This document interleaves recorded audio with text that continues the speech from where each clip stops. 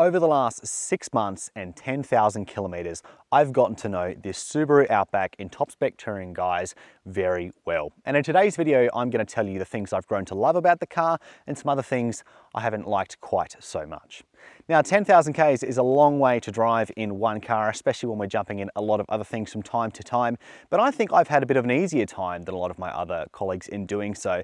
And that's because it's just such a useful vehicle. You need to go to IKEA on the weekend and pick up some flat packs or take some mates away on the weekend. This is the car I'm taking time after time. And I've also known some of my other colleagues to jump in it as well. It's just a useful car to have in the garage for sure. Now, there's a lot of things I love about this car, and I think mainly it's because it's just very comfortable. I get in it, I don't have to think about it, it's just behaving itself. And while I've talked about some pet peeves with my lane keep assistance constantly turning on, I've sort of grown to ignore that over time, and most of the time the safety systems are fairly well tuned.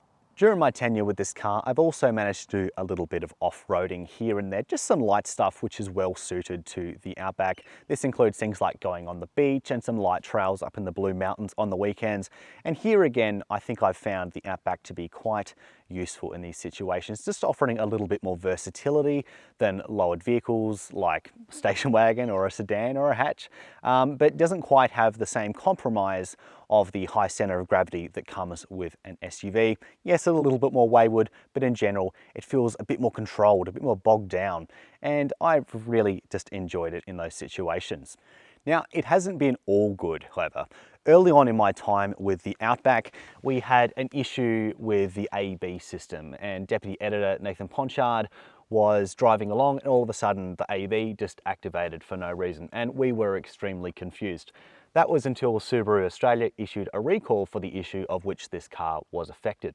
Now, we've since had that issue fixed up and we've had a couple more months with the car and it has been fine ever since. We haven't seen any similar issues emerge, so it's good to know that there is a good fix in place for that. As far as everyday negatives, while the 2.5 litre engine, which is the only option available in the Subaru Outback, has been better than I thought thanks to the great tuning of the CVT transmission with 138 kilowatts of power and 245 newton meters of torque, it's perhaps been a little bit underwhelming. And when you're doing tasks around town with lots of things in the boot, merging into highway speeds, or you simply got more people in the car, you do notice it as a bit of a shortcoming, and that's unfortunate. Subaru Australia is looking at bringing the 2.4 litre turbo, which has much more grunt, to our shores, and I hope they're successful, but even so, it's enough engine for most people to get by. Another negative of this car, I think, is the fuel economy that the 2.5 litre engine gets. On average, I got about 9.5 to 10 litres per 100 kilometres, and that's perhaps not the best for a 4-cylinder engine in this day and age, and I would have liked to seen something in the more high 8s range. Now, on our road trip, as I talked about in my last video, it did get about 7.8 litres per 100 Ks, and that's great, but it could also be a little bit better. I personally think that if they brought the turbo engine to Australia, we would also see an improvement in that regard. Subaru America has actually updated the outer appearance of the Outback, despite it being relatively new on sale to Australia. It's been around there for a bit more longer, and we are expecting to see similar changes come along to this vehicle. Personally, I like the appearance of its current form right now. I think it looks a little bit too overdone on the American model, but it remains to be seen if we get the same styling changes over here. Getting behind the wheel of the same car pretty much every day, I think, is something that I've always really enjoyed about the long-termer program. It allows us to see the strengths and negatives of the car through a bit more context. You know, you get to experience these things with a bit more situations, and allows you to see if something is actually a negative or it's something that you can actually learn to live with. And I think that's especially the case with the 2.5 litre engine. Now, Subaru made a little bit of a controversial move in Australia when they went from 3 engines to 1. You no longer have that broad spectrum of a fuel-efficient diesel to a quite zippy 6-cylinder. It's just the 2.5 litre, and it's not the most powerful out there.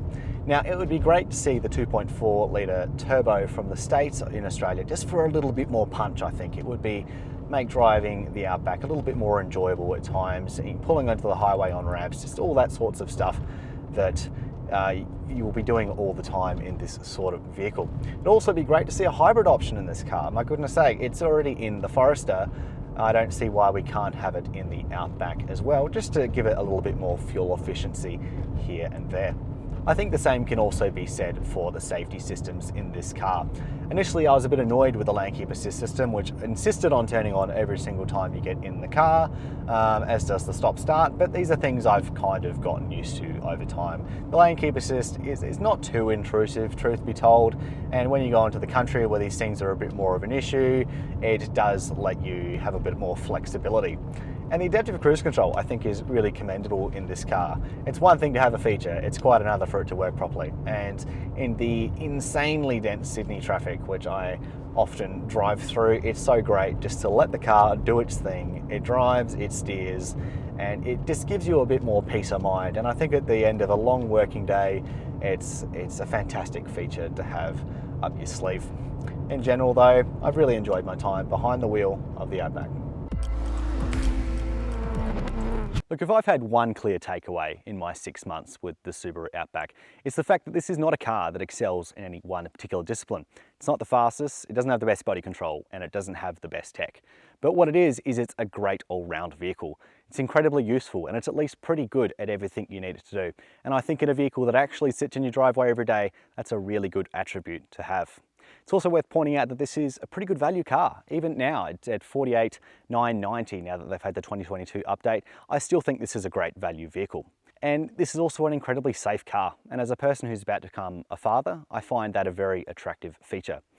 And so for that reason, it's with a heavy heart that I'll be handing back the keys to Subaru Australia now that my 6 months has ended with this car. As always, thanks for watching Chasing Cars.